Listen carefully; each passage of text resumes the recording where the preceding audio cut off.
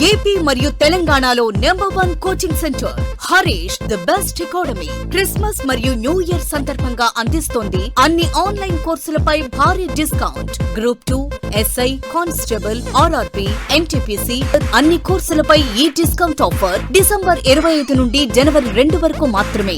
మరెందుకు ఆలస్యం? వెంటనే గూగుల్ ప్లే స్టోర్ నుండి Harish the best academy app ను డౌన్లోడ్ చేసుకోండి. Harish the best academy. Phone 8341116915.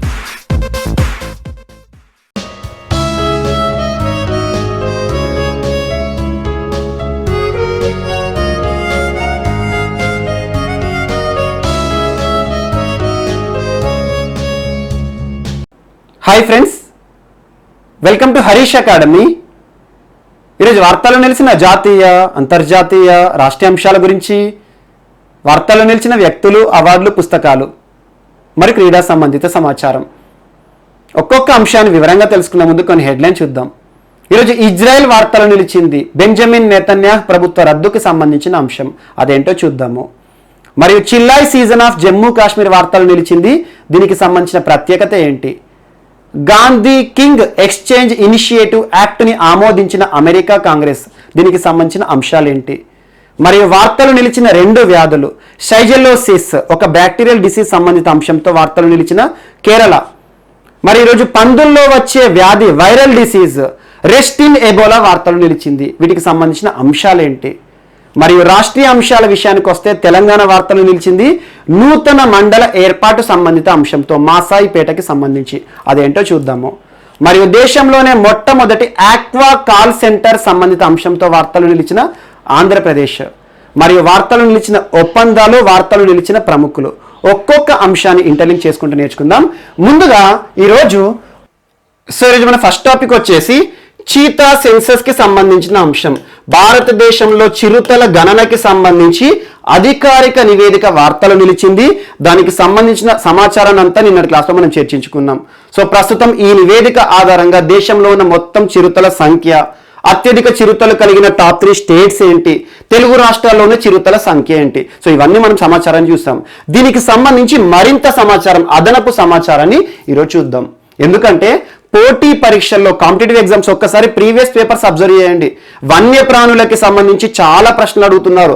అందులో కేంద్ర ప్రభుత్వం విడుదల చేసే నివేదికలు ఏదైనా వన్యప్రాణులకి సంబంధించి ఉన్నాయనుకోండి, వాటి గురించి 100% ఇన్ఫర్మేషన్ చూడండి, చదవండి. ఎందుకంటే అధికారిక గణన, ఎగ్జాంపుల్ ఇటీవల కాలంలో టైగర్ సెన్సస్ సంబంధించి చాలా రోజులు మనం చర్చించుకున్నాం.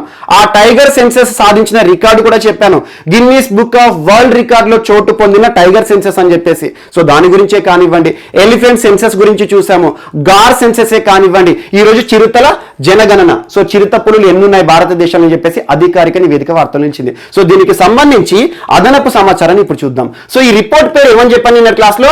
Status of leopard in India 2018. Year గుర్తుంచుకోండి, 2018 అంటే 2018 సంవత్సరం ఆధారంగా భారతదేశంలో ఉన్న చిరుతల సంఖ్యను సూచించే ఒక అధికారిక నివేదిక. సో ఇక్కడ ఏమంటున్నాను?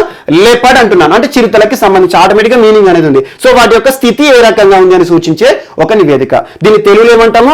భారతదేశంలో చిరుతల నివేదిక. సో మోస్ట్ ఇంపార్టెంట్ 2018 ఇయర్ మాత్రం గుర్తుంచుకోండి, ఎగ్జామ్లో అడుగుతారు.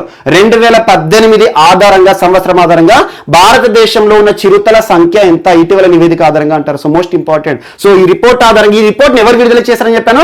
ప్రస్తుతం ప్రకాష్ జవదేకర్ గారు, మోస్ట్ ఇంపార్టెంట్ మినిస్ట్రీ, తరచూ వార్తలు నిలుస్తున్న మినిస్ట్రీ ప్రకాష్ జవదేకర్. ప్రస్తుతం ఏ మంత్రిత్వ శాఖ?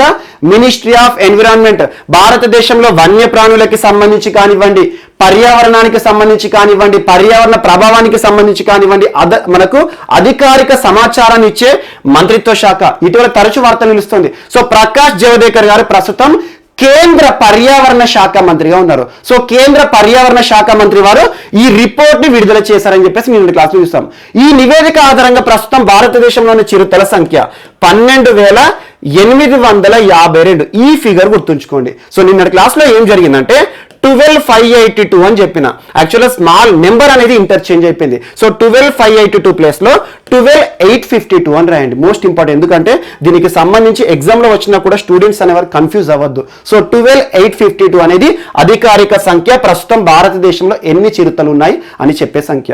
మరియు ఈ నివేదికలో కొన్ని అంశాలు చెప్పాను, మీకు టాప్ 3 స్టేట్ చెప్పాను, ఆ నెంబర్ ఏం చేంజ్ చేసుకోకండి. సో టాప్ ప్లేస్ లో ఏముంది? మధ్యప్రదేశ్ 3421 అని చెప్పాను. సెకండ్ ప్లేస్ అత్యధిక చిరుతలు కలిగిన రెండవ రాష్ట్రం ఏది అంటారు? కర్ణాటక. సో కర్ణాటకలో ఏమున్నాయి? 1783. మరియు థర్డ్ ప్లేస్ అత్యధిక చిరుతలు కలిగిన మూడవ రాష్ట్రం ఏది అంటారు? మనకి మహారాష్ట్ర. Most important 1690. సో ఇవన్నీ కూడా ప్రస్తుతం మనకి టాప్ 3 స్టేట్స్ గా కన్సిడర్ చేయొచ్చు. అండ్ మన తెలుగు రాష్ట్రాల విషయాన్ని చెప్పాను, తెలంగాణలో 334 ఉన్నాయని చెప్పాను ప్రస్తుతం చిరుతల సంఖ్య ఈ నివేదిక ఆధారంగా. ఆంధ్రప్రదేశ్లో ఎన్ని ఉన్నాయంటారు? 492. Most important. సో ఇక్కడ ఒక కంపారిటివ్ స్టడీ చెప్పాను నిన్న. సో లాస్ట్ సెన్సస్ అనేది 2014లో వచ్చింది. అందులో దాదాపు 7,900 చిల్లర ఉన్నాయి, అంటే 8,000 చిరుతలు భారతదేశంలో ఉండేవి. ఇప్పుడు 2018 సంవత్సరం వరకు వీటి సంఖ్య చాలా పెరిగింది. అలా మనకి దాదాపు 12,852 చిరుతలు ఉన్నాయి కాబట్టి 60% హైక్ అయింది. అంటే ఎగ్జామ్లో ఎలా అడుగుతారంటే గడిచిన సెన్సస్ చిరుతలకి సంబంధించిన గడిచిన గణన ఏదైతే ఉంటుందో ఆ నివేదిక ఆధారంగా కన్సిడర్ చేస్తే ప్రస్తుతం ఉన్న నివేదికలో చిరుతల సంఖ్య అనేది ఎంత మొత్తంలో పెరిగింది అంటారు. So most important 60% hike. ఈ ఫిగర్ కూడా గుర్తుంచుకోండి, అరౌండ్ గుర్తుంచుకోండి. సో గడిచిన సెన్సస్ అడగరు ఇప్పుడుగా. సో ఇది ఒక్కటి మాత్రం అడుగుతారు. సో గడిచిన సెన్సస్ తో పోలిస్తే ఈ సంవత్సరం సెన్సస్ ఏదైతే ఉంటుందో చిరుతల జనాభాకి సంబంధించి ఎంత మొత్తం పెరిగాయి అంటే 4,000 చిరుతలు మాత్రం పెరిగినాయి. 8,000 నుండి 12,000 పైచిలకు వచ్చినాయి కదా.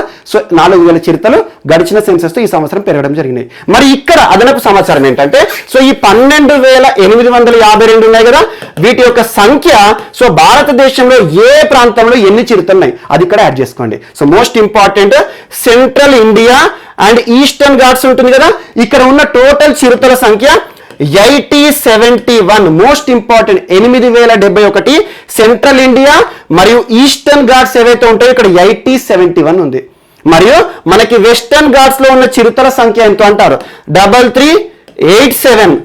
మరియు గ్యాంజెటిక్ శివాలిక్ మరియు గ్యాంజెటిక్ ప్లేన్స్ లో ఉన్న చిరుతల సంఖ్య ఎంత అంటారు? 1253.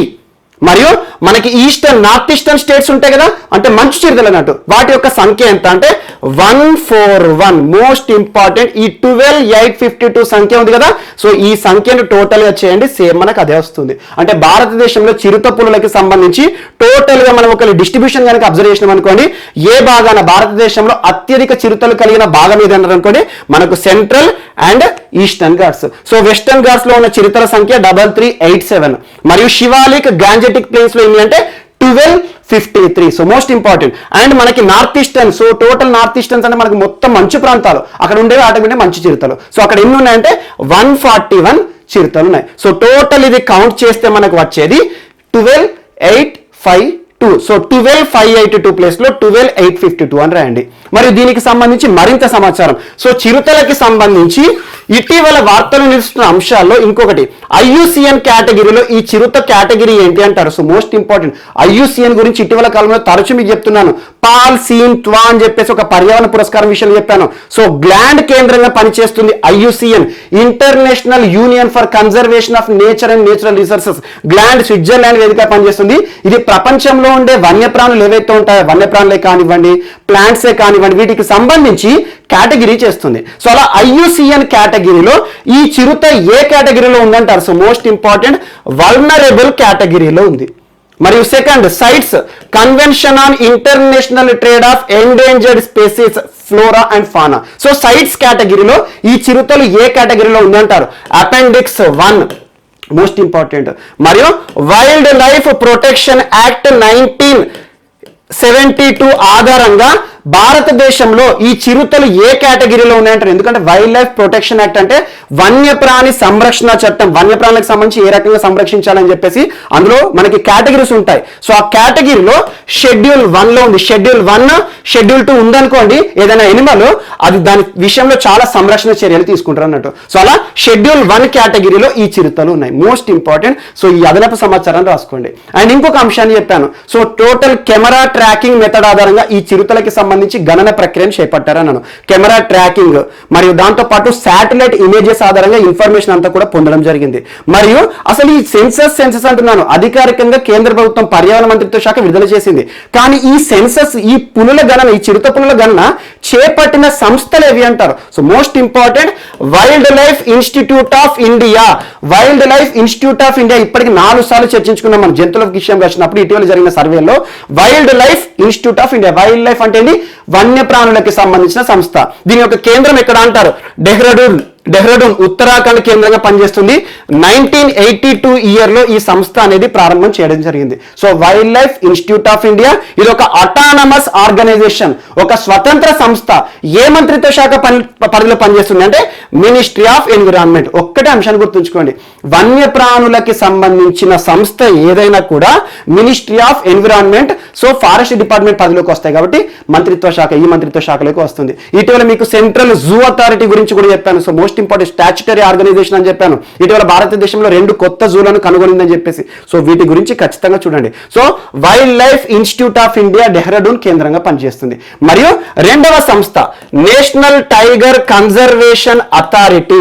ఈ సంస్థ రెండు కలిసి భారతదేశంలో చిరుతల గణన ప్రక్రియను చేపట్టడం జరిగింది. సో ఇవన్నీ బిట్స్ యాడ్ చేసుకోండి. సో ప్రస్తుతం ఇటీవల కేంద్ర ప్రభుత్వం విడుదల చేసిన చిరుతల నివేదిక, so status of leopard in India 2018 ఆధారంగా భారతదేశంలో ఉన్న మొత్తం చిరుతల సంఖ్య ఏంటి, టాప్ 3 స్టేట్స్ ఏంటి, తెలుగు రాష్ట్రాల్లో మన రాష్ట్రీయ పరీక్షలు అడుగుతారు ఇది. సో తెలుగు రాష్ట్రాలని ఏ రాష్ట్రానికి సంబంధించి వాళ్ళు అడుగుకుంటారు అన్నట్టు క్వశ్చన్స్ అనేవి. సో మన తెలుగు రాష్ట్రాలకు ఇంపార్టెంట్ కాబట్టి మన తెలంగాణకి సంబంధించి 334, ఆంధ్రప్రదేశ్ సంబంధించి 492, మరియు భారతదేశంలోని ఏ భాగాల్లో ఎన్ని చిరుతలు ఉన్నాయి సో దానికి సంబంధించి కొంచెం ఇండెప్త్ ఇన్ఫర్మేషన్ ఈరోజు ఇచ్చాను. సో అదంతా చూడండి. ఆ నెంబర్స్ అన్ని కలిపితే మనకు 12852 వస్తాయి. సో 12852 అనేది ప్రస్తుతం అధికారిక సంఖ్య, కేంద్ర ప్రభుత్వం ఇటీవల విడుదల చేసిన నివేదిక ఆధారంగా. మరి ఈ 2 సంస్థల గురించి చూసుకోండి, wildlife institute of India మరియు national tiger conservation authority. Tiger అంటున్నాను, సో పులులకు సంబంధించిన సంస్థ.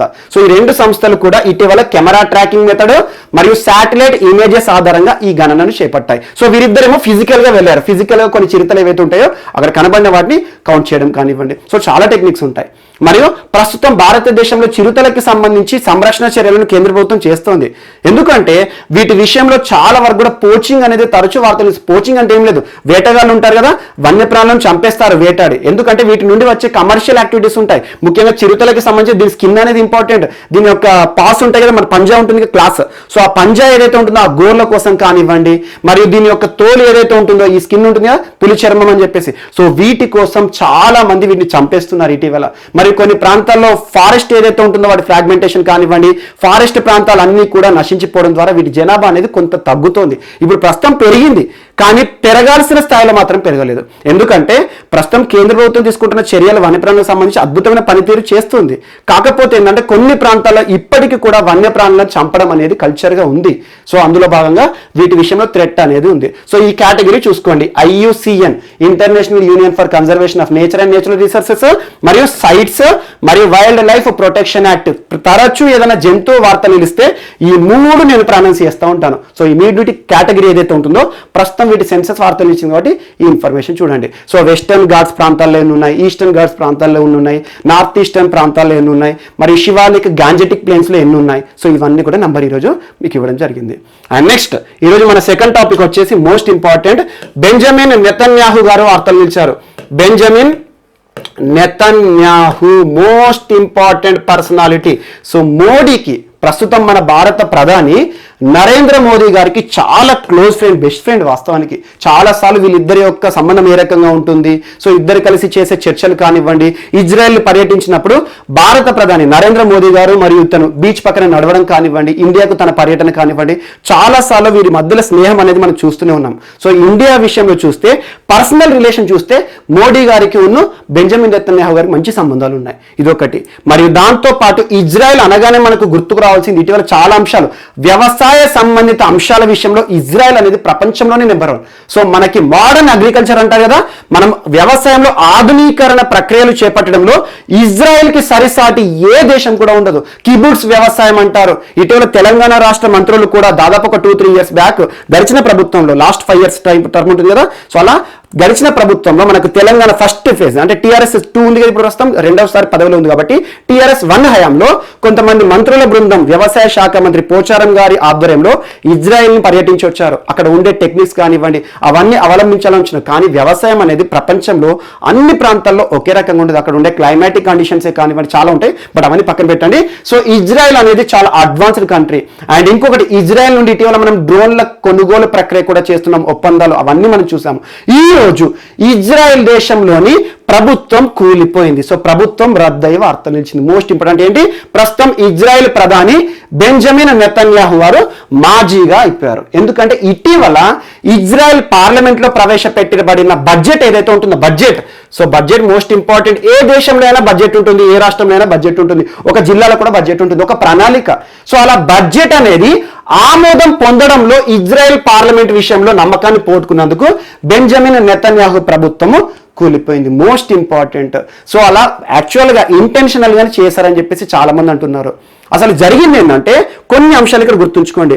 లాస్ట్ 2 years లో, గడిచిన 2 సంవత్సరాల్లో ఇజ్రాయెల్లో ప్రభుత్వానికి ఇజ్రాయెల్ దేశంలో ప్రభుత్వం ఎవరిది ఏర్పడుతుందని చెప్పిన ఎన్నికలు ఉంటాయి కదా, సార్వత్రిక ఎన్నికల విషయం. సో అలా లాస్ట్ 2 years లో ఇజ్రాయెల్లో 4 సార్లు ఎన్నికలు జరిగినాయి. Most important. 2 ఏళ్లలో 4 సార్లు ఎన్నికలు అంటే గుర్తుంచుకోండి. అండ్ లాస్ట్ టైం ఎప్పుడు జరిగిన ఎన్నికలు అంటే మనకి 2019 ఏప్రిల్ మాసంలో జరిగినాయి. ఆ ఏప్రిల్ మాసంలో జరిగిన ఎన్నికలు ఎవరైతే మెజారిటీ వస్తుందో అక్కడ ప్రభుత్వాన్ని ఏర్పాటు చేస్తారు కదా, కానీ ఆ ఎన్నికల యొక్క భవిష్యత్తు ఎలా ఉంది అంటే హంగ్ అయిపోయినాయి. హంగ్ అంటే ఏంటి, ఏ ఒక్క పార్టీ కూడా ప్రభుత్వాన్ని ఏర్పాటు చేయడానికి కావాల్సిన మ్యాజిక్ ఫిగర్ పొందలేదు అనుకోండి, హంగ్ అంటాం. సో అలా హంగ్ అయిపోయినాయి, అంటే ఎవరికి కూడా సంపూర్ణ మెజారిటీ రాలేదు. అలాంటి సమయంలో ప్రస్తుతం బెంజమిన్ నెతన్యాహు మరియు బెన్నీ గేంట్స్ పేరు గుర్తుంచుకోండి. బెన్నీ గేంట్స్ ఎవరంటే ప్రస్తుతం తన యొక్క అపోజిషన్ అనుకోండి, కానీ ప్రస్తుతం అలయన్స్ గా ఉన్నారు. బెన్నీ గేంట్స్ మరియు బెంజమిన్ నెతన్యాహు ఇద్దరు కలిసి ఇజ్రాయెల్లో ప్రభుత్వాన్ని ఏర్పాటు చేశారు. ఇక్కడ అగ్రిమెంట్ ఏంటంటే నెక్స్ట్ ఇయర్ నవంబర్ వరకు బెంజమిన్ నెతన్యాహు ప్రధానిగా విధులు నిర్వర్తిస్తాడు, అంటే 2021 నవంబర్ వరకు. సో నెక్స్ట్ ఇయర్ నవంబర్ నుండి ప్రధానిగా కావాల్సిన వ్యక్తి బెన్నీ గేంట్స్. సో ఇటీవల ఇజ్రాయెల్ ప్రభుత్వము ఒక బడ్జెట్ ని రూపకల్పన చేసింది. యాన్యువల్ బడ్జెట్ ఉంటుందా, ఆ యాన్యువల్ బడ్జెట్ ఏదైతే హౌస్ ఆఫ్ రిప్రజెంటేటివ్ ఉంటుందో ఆ ప్రజా ప్రతినిధుల సభలో ప్రవేశపెడితే, ఎక్కడైనా గుర్తుంచుకోండి మన భారతదేశంలో కూడా బడ్జెట్ అనేది ప్రతి సంవత్సరం మనం ఫిబ్రవరిలో చూస్తాం కదా, ఆ బడ్జెట్ అనేది ఆమోదం గనక పొందలేదు అనుకోండి, సో అప్పుడు ప్రభుత్వం ఖచ్చితంగా రాజీనామా చేయాల్సిందే. సో బడ్జెట్ అనేది చాలా ఇంపార్టెంట్. అందుకే చూడండి లోక్సభ ఆమోదం అనేది తెలుపబడాలి. అందుకే లోక్సభలో మెజార్టీ ఎవరు ఉంటారు, ప్రభుత్వం ఉంటుంది కాబట్టి ఆటోమేటిక్గా మనకు ఆమోదం అనేది తెలుప జరుగుతుంది. సో అలా బడ్జెట్ అనేది ఎక్కడైతే ఆమోదం పొందరో అక్కడ ప్రభుత్వాలు కూలిపోవడం అనేది సర్వసాధారణం. అలా ఇటీవల ఇజ్రాయెల్ ప్రభుత్వము ప్రవేశపెట్టిన బడ్జెట్ అది వీగిపోవడంతో, బడ్జెట్ అనేది నెగ్గకపోవడంతో ప్రస్తుతం ప్రభుత్వం అనేది రద్దు కావడం జరిగింది. సో నెక్స్ట్ ఎలక్షన్స్ అనేవి ఇజ్రాయెల్లో రాబోతున్నాయి. ఎప్పుడు అంటే మార్చ్ 23rd. ఇక్కడ చాలా మంది మేధావులు, సో పొలిటికల్ అనలిస్టులు అంటారు కదా, రాజకీయ విశ్లేషకులు చెప్పేది ఏంటంటే, సో ఇజ్రాయెల్ ప్రస్తుత ప్రధాని బెంజమిన్ నెతన్యాహు ఇంటెన్షనల్ గా కావాలనే ఈ బడ్జెట్ ని ఆమోదం తెలపలేకుండా ఆపారన్నారు. అంటే చాలా మంది ఏంటంటే అసలు బడ్జెట్ ఆమోదం తెలపొద్దు అని చెప్పేసి ఇతను కోరుకున్నాడు.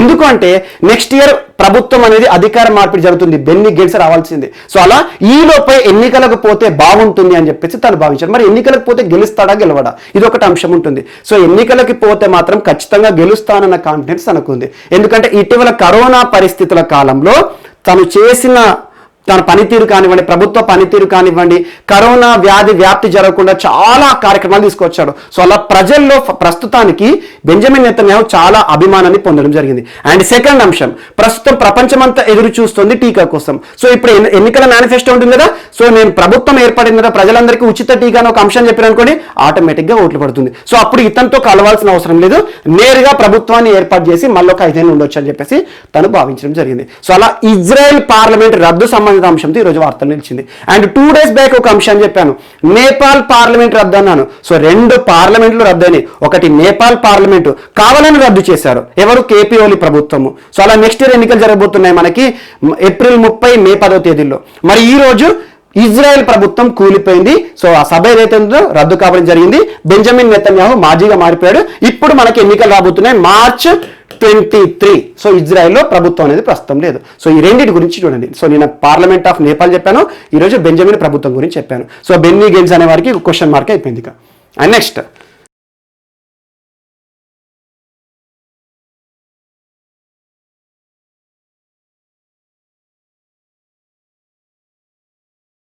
సో ఈరోజు మన నెక్స్ట్ టాపిక్ వచ్చేసి జమ్మూ కాశ్మీర్కి సంబంధించిన అంశం, మోస్ట్ ఇంపార్టెంట్. జమ్మూ కాశ్మీర్ ఇటీవల తరచూ వార్తలు నిలుస్తోంది. ఈరోజు ఒక ఇంటెన్స్ వింటర్ సీజన్ సంబంధిత అంశంతో వార్తలు నిలిచింది. ఇంటెన్స్ వింటర్ సీజన్ అంటే తీవ్ర చలికాలం సంబంధిత అంశంతో వార్తలు నిలిచింది. ఈరోజు మీరు నేషనల్ పేపర్స్ కనుక అబ్జర్వ్ చేస్తే, హిందూ, టైమ్స్ ఆఫ్ ఇండియా, ఇందులో చాలా వార్తాపత్రికల్లో కూడా ఇచ్చిన న్యూస్ ఏంటంటే intense winter period that is Chillai Kalan season started in Jammu Kashmir అన్నారు. చిల్లాయ్ కాలన్. సో చిల్లాయ్ కాలన్ సీజన్ అనేది ఏ ప్రాంతానికి సంబంధించిన అంశం అంటే Jammu Kashmir. Intense winter season, so తీవ్ర చలికాలం అన్నట్టు. మొత్తం మంచు కురుస్తుంది. టోటల్గా కూడా ఈ ప్రాంతాలన్నీ రోడ్లు కానివ్వండి, ఇళ్ళన్నీ కూడా మంచుతో కప్పబడి ఉంటాయి. అలా ఇంటెన్స్ వింటర్ పీరియడ్ డిసెంబర్ 21 నుండి ప్రారంభమైంది. Chillai Kalan season started in Jammu Kashmir. ఎన్ని రోజులు ఉంటుంది ఈ చిల్లాయ్ కాలన్ అంటే 40 days ఉంటుంది. సో డిసెంబర్ 21 నుండి జాన్ 30th వరకు ఉంటుంది. సో ఈ పీరియడ్ ఏమంటారు అంటే, ఈ ఇంటెన్స్ వింటర్ సీజన్ ఏమంటారు అంటే చిల్లాయ్ కాలన్ అంటారు. మరియు రెండవ దశ ఉంటుంది చిల్లాయ్ కుర్ద్. చిల్లాయ్ కుర్ద్. సో చిల్లాయ్ కుర్ద్ ఎన్ని రోజులు ఉంటుందంటే 20 రోజులు ఉంటుంది. సో ఈ తర్వాత 20 జనవరి 31 నుండి ఫిబ్రవరి 19th అనుకోండి. సో ఆ 20 రోజులను చిల్లాయ్ కుర్ద్ అనే పేరుతో పిలుస్తాం. అంటే ఇక్కడ ఇంటెన్సిటీ అనేది కొంచెం తగ్గుతుంది, చలి తీవ్రత అనేది కొంచెం తగ్గుతుంది. ఆ తర్వాత చిల్లాయ్ బచ్చా. చిల్లాయ్ బచ్చా. సో చిల్లాయ్ బచ్చా సీజన్ అనేది 10 days మాత్రమే ఉంటుంది. సో ఈ తర్వాత మనకి ఫిబ్రవరి 19th అన్న మీద ఫిబ్రవరి 20th నుండి మార్చ్ 1st వరకు అనుకోండి. సో అలా చిల్లాయ్ సీజన్ అనేది ప్రారంభమైంది జమ్మూ కాశ్మీర్లో. సో ఎగ్జామ్లో 1-2 సార్లు ప్రశ్నలు అడుగుతున్నారు. ఏమడుతున్నారు అంటే intense winter season of Jammu Kashmir starts in which month అంటారు. సో డిసెంబర్ 21కి ప్రారంభమైంది. సో ఈ సీజన్లో ఏమవుతుంది, తీవ్ర చలికాలం అన్నట్టు అంతే. సో తీవ్ర చలికాలం అంటే టోటల్ గా మంచు ఏదైతే ఉంటుందో మంచు నేరుగా పడుతుంది. అలా అన్ని ప్రాంతాలు ఏవైతే ప్రదేశాలు మనకి రోడ్లు కానివ్వండి, ఇండ్లన్నీ కూడా మంచుతో కప్పబడి కనబడతాయి. అలా తీవ్ర గడ్డ కట్టే చలి దాదాపు 0 degrees Celsius కంటే కింద పడిపోతుంది, మైనస్లోకి వెళ్ళిపోతుంది. అలాంటి సీజన్ ని ఇంటెన్స్ వింటర్ సీజన్ అంటాము. జమ్మూ కాశ్మీర్ ఏమని పిలుస్తారంటే చిల్లాయ్ కుర్ద్, చిల్లాయ్ కాలన్, చిల్లాయ్ బచ్చా. సో దీన్ని ఏమంటారు, మనకు ఈ పేర్లు గుర్తుంచుకోండి. So Chillai Kalan season December 21కి ప్రారంభం జరిగింది. సో సెకండ్ అంటే ఏంటి, రెండవ అంశం ఏంటంటే చిల్లాయ్ కుర్ద్. థర్డ్ సీజన్ ఏంటి, చిల్లాయ్ బచ్చా. సో అలా 3 దశల్లో ఈ తీవ్ర చలికాలాన్ని వర్గీకరిస్తారు జమ్మూ కాశ్మీర్లో. సో ఈ ఒక అంశాన్ని బేసిక్ గా గుర్తుంచుకోండి, ఎందుకంటే జాగ్రఫీలో అడిగే అవకాశం ఉంటుంది. చిల్లాయ్ కాలన్ సీజన్ అనేది ఏ ప్రాంతానికి సంబంధించిన అంశము. సో చిల్లాయ్ కాలన్ సీజన్ ఎన్ని రోజులు ఉంటుంది, మరియు చిల్లాయ్ కుర్ద్ అనేది ఎన్ని రోజులు ఉంటుంది, చిల్లాయ్ బచ్చా అనేది ఎన్ని రోజులు ఉంటుంది అని చెప్పేసి జమ్మూ కాశ్మీర్కి సంబంధించిన అంశము. నెక్స్ట్ ఈరోజు మరొక అంశం నితిన్ గడ్కరీ గారు. సో నితిన్ గడ్కరీ గారికి సంబంధించి ప్రస్తుతం మంత్రిత్వ శాఖ ఏంటి, ministry of MSME micro small medium enterprises, సూక్ష్మ చిన్న మధ్య తరహా పరిశ్రమల శాఖ మంత్రి మరియు ఉపరితల రవాణా శాఖ మంత్రి, మినిస్ట్రీ ఆఫ్ రోడ్స్. సో నిన్నటి క్లాస్ లో కూడా NH 163 అనే అంశాన్ని చెప్పాను. ఈ రోజు నితిన్ గడ్కరీ గారు 2 స్టేట్మెంట్స్ ఇచ్చి వార్తలు ఇచ్చారు, 2 ప్రకటనలు చేశారు. అదేంటంటే, సో భారతదేశంలో వెహికల్స్ ఏవైతే ఉంటాయో వాటన్నిటిని కూడా GPS ఆధారితంగా టోల్ ని కలెక్ట్ చేస్తారంట. So global positioning system. ప్రస్తుతం GPS అనేది ప్రతి కొత్త వాహనం ఏదైనా కారు కొన్నారనుకోండి, అందులో GPS ఇన్బిల్ట్ గా వస్తుంది. సో అలా GPS ఆధారంగా, అంతకుముందు ఓల్డ్ వెహికల్స్ ఉన్నాయనుకోండి, GPS లేవు. సో ఇక్కడ నితిన్ గడ్కరీ గారు ఏం చెప్తున్నారంటే, ప్రస్తుతం భారతదేశంలో టోల్ కలెక్షన్ అనేది చాలా సమస్యగా ఉంటుంది. అందుకోసమే జనవరి 1, 2021 తేదీ నుండి దేశవ్యాప్తంగా టోల్ సంబంధిత అంశాలను ఫాస్టాగ్ పరిధిలోకి తీసుకొచ్చారు. ఫాస్టాగ్ అంటే ఏంది, ఎక్కడ కూడా మనం టోల్ టికెట్ తీసుకోవడానికి ఆ గేట్ పడగానే ఆగడం అని ఉండదు. సో ఆ టోల్ బూత్ ఏదైతే ఉంటుందో దాన్ని దాటగానే మనకి సెన్సార్స్ ఆధారంగా మనకి ఆటోమేటిక్గా మన యొక్క అకౌంట్ నుండి డబ్బులు కట్ అవుతాయి. సో అలా ఈ రోజు చెప్పిన అంశం ఏంటంటే జీపీఎస్ ఆధారిత టోల్ కలెక్షన్ కి కేంద్ర ప్రభుత్వం ముందుకు వస్తుంది. సో జీపీఎస్ ఆధారితంగా అంటే ఇప్పుడు మనకి కొత్త వాహనాల్లో మాత్రం జీపీఎస్ అనేది ఇన్బిల్ట్ గా ఉంటుంది. సో పాత వాహనాలు ఏవైతే ఉంటాయో వారందరూ కూడా జీపీఎస్ సిస్టమ్ ని ఖచ్చితంగా ఇన్స్టాల్ చేయించుకోవాలని చెప్పేసి ఒక ప్రకటన చేశారు. సో అలా జీపీఎస్ ఆధారంగా మనం టోల్ ని కలెక్ట్ చేస్తే జరిగే అడ్వాంటేజ్ ఏంటంటే ఈ టోల్ బూత్ లో ఆగడం కానివ్వండి, సో ఎక్కడ టోల్ కలెక్ట్ చేయాలన్నా కూడా ఒక స్టేజ్ అనేది ఉంటుంది, అక్కడ కొన్ని సెన్సార్స్ ఉంటాయి, అది దాటగానే నేరుగా మన జీపీఎస్ ఆధారంగానే టోల్ అనేది గవర్నమెంట్ మన అకౌంట్ నుండి నేరుగా కట్ చేస్తుంది. టోటల్ ఆన్లైన్ విధానంలోకి వస్తున్నాయి అన్నట్టు. ఈవెన్ టోల్ అంటే మనం ఆగుతాము, ఒక 100 రూపీస్ 200 రూపీస్ ఇస్తాము, ఆ టోల్ టికెట్ తీసుకుంటాము, మనం వెళ్ళిపోతాము, అవన్నీ ఉండవు. ఇప్పుడు అన్ని కూడా నగదు రహిత బదిలీ విధానం అవుతున్నాయి. అందులో భాగంగా ఈరోజు ఆన్లైన్ విధానంలోనే జీపీఎస్ ఆధారిత టోల్ కలెక్షన్ కి కేంద్ర ప్రభుత్వం ముందుకు రాబోతోంది అన్నారు. అండ్ ఈ అంశం ఆధారంగా అమలు చేస్తే నెక్స్ట్ ఇయర్ మార్చ్ 31 వరకు, యాక్చువల్గా భారతదేశంలో టోల్ కలెక్షన్ ఏ రకంగా ఉందంటే ఈ నెక్స్ట్ ఇయర్ మార్చ్ 31 వరకు దాదాపు 34,000 కోట్లు భారతదేశంలో టోల్ జనరేషన్ అవుతుంది. అంటే టోల్ అంటే ఏంటంటే మనం పే చేసే టోల్ టికెట్స్ ఏవైతే ఉంటాయో దాని ద్వారా వచ్చే రెవెన్యూ ఉంటుంది కదా, కేంద్ర ప్రభుత్వ ఆదాయం ఈ టోల్ ఆధారిత అంశం ద్వారా దాదాపు 34,000 కోట్ల రూపాయలు కలెక్షన్ అవుతున్నాయి. మరియు నెక్స్ట్ 5 years కనుక టార్గెట్ తీసుకుంటే ఆల్మోస్ట్ 1.34 lakh క్రోర్స్ ఈ టోల్ నుండే కేంద్ర ప్రభుత్వానికి రెవెన్యూ అనేది వస్తుందని చెప్పేసి ఒక అంశాన్ని ప్రకటించారు. జస్ట్ ఒక అంశాన్ని గుర్తుంచుకోండి, జీపీఎస్ ఆధారిత టోల్ సంబంధిత అంశంతో వార్తలు నిలిచారు. మరియు రెండవ అంశం E20 blend. So E20 blend ని కూడా అమలు చేస్తామని చెప్పారు. E20 బ్లెండ్ ని ప్రపోజ్ చేస్తారు. యాక్చువల్గా E20 అంటే ఏంటంటే ఇథనాల్ గ్యాసోలిన్ 20 అన్నట్టు, ఇథనాల్ 20 అనుకోండి. సో ఇథనాల్ అనేది ఒక బయోఫ్యూయల్. బయో అనే పదం ఎక్కడ ఉన్నా మనకు అర్థం అవ్వాల్సింది జీవ సంబంధిత ఇంధనం. అంటే మనకి ఏదైతే మనకి బగాసే కానివ్వండి, మనకి చెరుకు ఉంటుంది, లేదంటే వరికి సంబంధించి కానివ్వండి, క్రాప్ రెసిడ్యూస్ నుండి ఏదైనా ఇంధనాన్ని తయారు చేసినాం అనుకోండి దాన్ని బయోఫ్యూయల్ అంటాము. మనకి చాలా ఉంటాయి బయోఫ్యూయల్ ప్లాంట్స్, జత్రోపా, బెలడోనా కానివ్వండి, చాలా ఉంటాయి. సో అలా బయోఫ్యూయల్ అంటే ఏంటంటే మనకు జీవ సంబంధిత అంశాల నుండి ఏదైనా ఇంధనాన్ని తయారు చేస్తే బయోఫ్యూయల్ అంటాము. ఆ బయోఫ్యూయల్ యొక్క ఉపయోగం ఏంటంటే ప్రస్తుతం మనకి కాలుష్య సంబంధిత ఉద్గారాలు చాలా ఉంటున్నాయి. కాలుష్య సంబంధిత ఉద్గారాలు అంటే ఏంటి, ఎగ్జాంపుల్ మనం డీజిల్, పెట్రోల్ చాలా వాడుతున్నాం. మనం పర్సనల్ వెహికల్స్ యూజ్ చేయడం వల్ల చాలా కాలుష్య సంబంధిత ప్రమాదాలు మనం తెచ్చుకుంటున్నాం. అలాంటి కాలుష్య ఉద్గారాలు తగ్గించాలంటే బయోఫ్యూయల్ ని పెంచాలి. సో బయోఫ్యూయల్ నుండి మనకి ఎమిషన్స్ రావని కాదు, కొంత తక్కువగా ఉంటుంది. సో అలా బయోఫ్యూయల్ ఏవైతే ఉంటుందో వాటిని బ్లెండ్ రూపంలో వాడుతున్నారు. ప్రస్తుతం భారతదేశంలో E10 విధానం అమల్లో ఉంది. E10 అంటే ఏంటంటే మనకి ఏదైతే ఫ్యూయల్ ఉంటుంది, ఎగ్జాంపుల్ పెట్రోల్ ప్లస్ ఇథనాల్ అన్నాం అనుకోండి, 90% ఫ్యూయల్ ఏదైతే ఉంటుందో పెట్రోల్ ఆ డీజిల్ ఉంటుంది, దానికి 10% బయోఫ్యూయల్ ని మిక్స్ చేసేసి మన వెహికల్లో వాడుకోవాలన్నట్టు. కానీ ఇందులో మనకు వచ్చే యాక్యురసీ ఎంత అంటే 5.6% ఆఫ్ ఇథనాల్ మాత్రమే వర్కౌట్ ఉంది ప్రజెంట్. సో బయోఫ్యూయల్ అనేది అంత పెద్ద కెపాసిటీ చూపించట్లేదు. 10% అనేది అమల్లో ఉంది, కానీ 5.6% మాత్రమే యాక్యురేట్ గా మనకి ఇప్పుడు మిక్స్ చేస్తే ప్రయోజనం అనేది ఉంటుంది. అలాంటిది ఈ 10% ని 20% మిక్స్ చేస్తే బాగుంటుంది. సో 80:20 ని అమలు చేద్దామని చెప్పేసి ఈ రోజు ఒక ప్రపోజల్ తీసుకొచ్చారు కేంద్ర మంత్రి నితిన్ గడ్కరీ గారు. ఎందుకంటే రెండు కూడా రోడ్లకి సంబంధించిన అంశం. ఒకటి జీపీఎస్ ఆధారిత టోల్ కలెక్షన్ అనేది తన మంత్రిత్వ శాఖ ఆధ్వర్యంలో ఉంటుంది. ఎందుకంటే భారతదేశం నేషనల్ హైవేస్ కానివ్వండి, రోడ్లు సంబంధిత నియంత్రణ చర్యలన్నీ కూడా ఈ మంత్రిత్వ శాఖ వస్తాయి. మరియు సెకండ్, వెహికల్స్ ఉన్నాయి కదా రోడ్ల మీద నడిచేవి, సో వీటికి సంబంధించి అన్ని కూడా ఉపరితల రవాణా అని అందుకే చెప్పాను. సో ఉపరితల రవాణాకి సంబంధించిన అంశాలన్నీ కూడా ఈ మంత్రిత్వ శాఖ వస్తాయి. అందులో భాగంగా E20 బ్లెండ్ ని అమలు చేద్దామని చెప్పేసి ఒక ప్రపోజల్ తీసుకొచ్చారు. E20 అంటే ఇథనాల్ 20. సో బయోఫ్యూయల్ ని మన ఏదైతే సాధారణంగా వాడే ఇంధనం ఉంటుందో దానికి మిక్స్ చేసే కాన్సన్ట్రేషన్ ని ఈ పక్కన ఉన్న నెంబర్ సూచిస్తున్నాను. సో మోస్ట్ ఇంపార్టెంట్, ఇటీవల ఫ్యూయల్ కి సంబంధించి కూడా చాలా అంశాలు మీకు చెప్పాను. ఆక్టేన్ ఆధారంగా మనకి పెట్రోల్ కి సంబంధించి కానివ్వండి, ఇంధన వనరులకు సంబంధించి కానివ్వండి. సో ఆక్టేన్ 100 పెట్రోల్ అంటే ఏంటి, ఆక్టేన్ 78 అంటే ఏంటి, ఈ అన్ని నెంబర్ చెప్పాను. సో పెట్రోల్ యొక్క క్వాలిటీ ఏ రకంగా చూస్తారని చెప్పేసి అవన్నీ ఇక్కడ చూడండి, ఒకసారి లింక్ చేసుకోండి, రివైజ్ చేసుకోండి. అండ్ నెక్స్ట్, ఈ రోజు ఒక వ్యాధి వార్త నిలిచింది, షైజెల్లోసిస్. సో ఇటీవల తరచు ఏదో ఒక వ్యాధికి సంబంధించి తరచు మనం ప్రతిరోజు చూస్తున్నాం. నిన్నటి క్లాస్లో కూడా చెప్పాను మీకు, బ్లాక్ ఫంగల్ డిసీజ్ అని చెప్పాను, మ్యూకర్ మైకోసిస్, జీగో మైకోసిస్ అన్నాను, ఒక కొత్త వ్యాధి.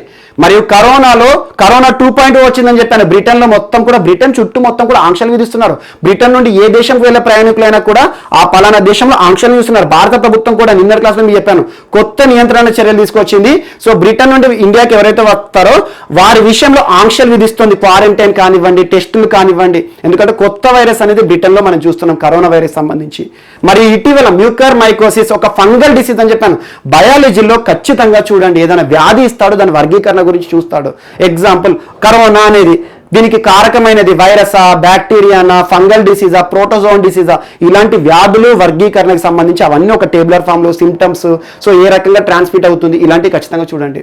సో ఈ నిన్నటి క్లాస్లో మనం బ్లాక్ ఫంగల్ డిసీజ్ అంతకుముందు చూసాం.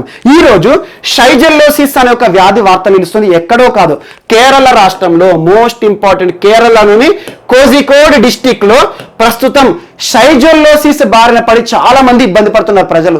షైజెల్లోసిస్ అనేది దాని వ్యాధి కారకం ఏంటి అంటారు. సో మోస్ట్ ఇంపార్టెంట్, ఇది ఒక బ్యాక్టీరియల్ డిసీజ్.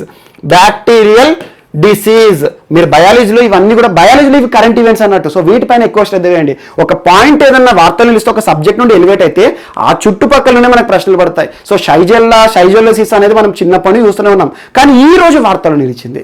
సో అలా షైజెల్లా పైన ప్రత్యక్ష శ్రద్ధ చూపండి. ఈ రకంగానే మనకు ఆ ఏరియా అనేది ఫోకస్ అవుతుంది. సో షైజెల్లా అనే ఒక బ్యాక్టీరియా వల్ల కలిగే ఒక వ్యాధి ఎవరికి కలుగుతుంది అంటే మానవునిలో ఇంటెస్టైన్ ఉంటుంది కదా, ఇంటెస్టైన్ మొత్తం కూడా ఇన్ఫ్లమేషన్స్ ఫార్మ్ అవుతాయి. ఇన్ఫ్లమేషన్స్ అంటే ఏం లేదు, ఇంటెస్టైన్ మన లోపల ఏదైతే ఉంటుందో మొత్తం జీర్ణ వ్యవస్థను ఇబ్బంది పెట్టి అక్కడ మొత్తం కూడా గాయాల రూపంలో పుండులాగా తయారవుతాయి. సో ఆటోమేటిక్గా తీవ్రమైన నొప్పి రావడం, బ్లీడింగ్ జరగడం కానివ్వండి, ఇలాంటివి జరుగుతాయి. సో అలా ఇటీవల షైజెల్లోసిస్ వ్యాధి బారిన పడి చాలా మంది కేరళలో ఇబ్బంది పడుతున్నారు. దాని గురించి కేరళ ప్రభుత్వం ఏం చేసింది, కోజికోడ్ డిస్టిక్ లో ఈ హెల్త్ వర్కర్స్ ఉంటారు కదా, వారందరినీ అలర్ట్ చేసేసి ఈ వ్యాధి వ్యాప్తి జరగకుండా ముందు జాగ్రత్తలు తీసుకోండి అని చెప్పేసి ఒక అంశంతో వార్తలు ఇచ్చింది. షైజెల్లోసిస్ సంబంధిత అంశం ఇటీవల భారతదేశంలోని ఏ రాష్ట్రం విషయంలో వార్తలు నిలిచింది అంటారు, కేరళ. Most important. మరి ఇంకొక వ్యాధి కూడా ఈరోజు వార్తలు నిలిచింది. అదేంటంటే Reston Ebola. Most important, Reston Ebola virus వార్తలు నిలిచింది. వైరల్ డిసీజ్ అన్నట్టు. సో ఎబోలా గురించి మనకు తెలుసు. సో రెస్టన్ ఎబోలా అనేది చాలా డేంజర్. సో మనకి కరోనా ఉంది కదా, కరోనా అనేది వైరస్ వ్యాధి కారకం ద్వారా మానవునికి వస్తుంది. కరోనా ఇంపాక్ట్ ఏంటి అసలు? ఫస్ట్ ఆఫ్ ఆల్ మన శరీరంలో ఏ భాగాన్ని ఇబ్బంది పెడుతుంది, మన ఏదైతే ఉంటుందో ఈ రెస్పిరేటరీ సిస్టమ్ ఉంటుంది కదా, రెస్పిరేటరీ సిస్టమ్ని మాత్రమే ఇబ్బంది పెడుతుంది. అలాగే మనం శ్వాస తీసుకోవడం ఇబ్బంది పడే చనిపోతాం. అందుకే వెంటిలేటర్, కృత్రిమ శ్వాస అంటాం. సో కృత్రిమ శ్వాస ఎప్పుడు మన శ్వాస వ్యవస్థ దెబ్బ తీసుకుంటే ఆటోమేటిక్గా కృత్రిమ శ్వాస ద్వారా కృత్రిమంగా మనం శ్వాస పీల్చుకుంటాం. అందుకే వెంటిలేటర్లు కానివ్వండి, ఎక్మో థెరపీ ఇస్తారు. సో అలా కరోనా వైరస్ మానవుని శరీరంలోని ఏ పార్ట్ పైన, ఏ వ్యవస్థ పైన దెబ్బతీస్తుందంటే శ్వాస వ్యవస్థ. సో అలా కరోనా అనేది మనిషికి ఎలాగానో, రెస్టన్ ఎబోలా అనేది సేమ్ శ్వాస వ్యవస్థకి సంబంధించింది. ఏ జంతువులు అంటారు? Most important, pigs, monkeys. So pigs లో మాత్రం ఎక్కువగా అవుతుంది. ఈరోజు చాలా పిగ్స్ చాలా దేశాల్లో కూడా రెస్టన్ ఎబోలా వైరస్ బారిన పడి శ్వాస సంబంధిత ఈ ఇబ్బందులకు గురవి చనిపోతున్నాయి కూడా. యాక్చువల్గా రెస్టన్ ఎబోలాకి వ్యాధి కారణం ఏంటంటే ఒక వైరల్ డిసీజ్, రెస్టన్ ఎబోలా వైరస్ అంటాము. సో అలా ఒక వైరల్ డిసీజ్ కూడా ఈరోజు ప్రపంచవ్యాప్తంగా చర్చనీయాంశం అవుతుంది, ముఖ్యంగా ఫిలిప్పీన్స్. యాక్చువల్గా రెస్టన్ ఎబోలా అనేది ఈ రోజు కొత్తగా కనుగొనబడిన వ్యాధి కాదు. 1989లోనే ఫిలిప్పీన్స్ నుండి వర్జీనియాకి కొన్ని కోతులను ఎగుమతి చేస్తారు. కోతులను, జంతువులను ఎగుమతి చేస్తారు కదా. సో అలా ఎగుమతి చేసిన ఏవైతే జంతువులు ఉంటాయో ఫిలిప్పీన్స్ నుండి వర్జీనియాకి పోయిన దిగుమతి అయిన వాటిలో టెస్ట్ చేస్తే కొన్ని అన్ని కూడా శ్వాస సంబంధిత ఇబ్బందులు పడుతున్నాయి. అందులో టెస్ట్ చేసి తేలింది ఏంటంటే రెస్టన్ ఎబోలా డిసీజ్ మొట్టమొదటిసారి వార్తల్లోకి వచ్చింది. ఆ తర్వాత 2008 సంవత్సరంలో ఫిలిప్పీన్స్ లో చాలా పందులన్నీ కూడా ఈ రెస్టన్ ఎబోలా బారిన పడి చనిపోయాయి. సో అప్పుడు రెస్టన్ ఎబోలా గురించి ఒక అవుట్ బ్రేక్ అనేది స్టార్ట్ అయింది.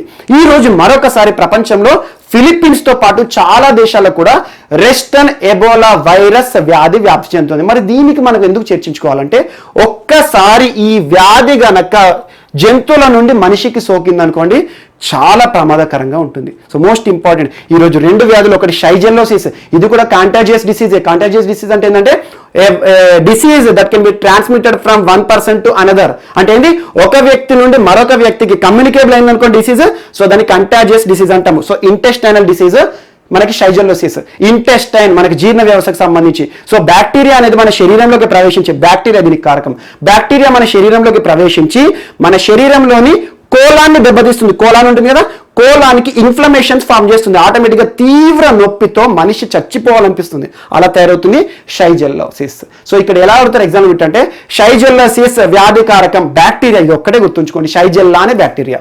మరి ఇంకోటి రెస్టన్ ఎబోలా వైరస్, వైరల్ డిసీజ్, ఇది పందుల్లో వ్యాప్తి చెందుతుంది, కానీ దీని నుండి మనుషులకి కూడా ట్రాన్స్మిట్ అయ్యే అవకాశాలు ఉన్నాయని చెప్పేసి ఈ రోజు ఒక అంశం వార్తలో నిలిచింది. సో ఫిలిప్పీన్స్కి సంబంధించింది, మోస్ట్ ఇంపార్టెంట్. అండ్ ప్రస్తుతం కరోనా పరిస్థితుల కాలంలో ఏ వ్యాధి వార్తలు ఇచ్చినా దాని గురించి ప్రత్యక్ష శ్రద్ధ చూపండి. అండ్ నెక్స్ట్ మరొక అంశము, ఈరోజు 2 మంత్రిత్వ శాఖలు వార్తలు ఇచ్చాయి. మినిస్ట్రీ ఆఫ్ జలశక్తి గజేంద్ర సింగ్ షెకావత్ గారు, ప్రస్తుతం మినిస్ట్రీ ఆఫ్ జలశక్తి ఎవరి పరిధిలో ఉంది? గజేంద్ర సింగ్ షెకావత్ గారి ఆధ్వర్యంలో ఉంది. మరి మరొకటి మినిస్ట్రీ ఆఫ్ స్పోర్ట్స్ ఎవరు? కిరణ్ రిజిజు. ఇప్పటి వరకు ఈ వారంలో 2 సార్లు చెప్పాను, యోగాసనాలకు కూడా క్రీడా హోదా కల్పించారు అని చెప్పేసి కేంద్ర క్రీడలు యువజన వ్యవహారాల శాఖ మంత్రి అన్నాను. నిన్న మొన్నటి క్లాస్లో కూడా చెప్పాను మీకు, 4 పురాతన క్రీడలకి ఈ రోజు ఖేలో ఇండియా యూత్ గేమ్స్ లో వాటికి కాంపిటీషన్స్ నిర్వహిస్తాం నెక్స్ట్ ఇయర్ నుండి అని చెప్పారు. సో క్రీడలు మరియు యువజన మంత్రిత్వ శాఖ ప్రస్తుతం కిరణ్ రిజిజు మరియు గజేంద్ర సింగ్ షెకావత్, వీరిద్దరు కూడా ఒక కార్యక్రమాన్ని ఈరోజు ప్రారంభించారు, launching of Jal Shakti Abhiyan catch the rain water అని చెప్పేసి ఒక క్యాంపెయిన్.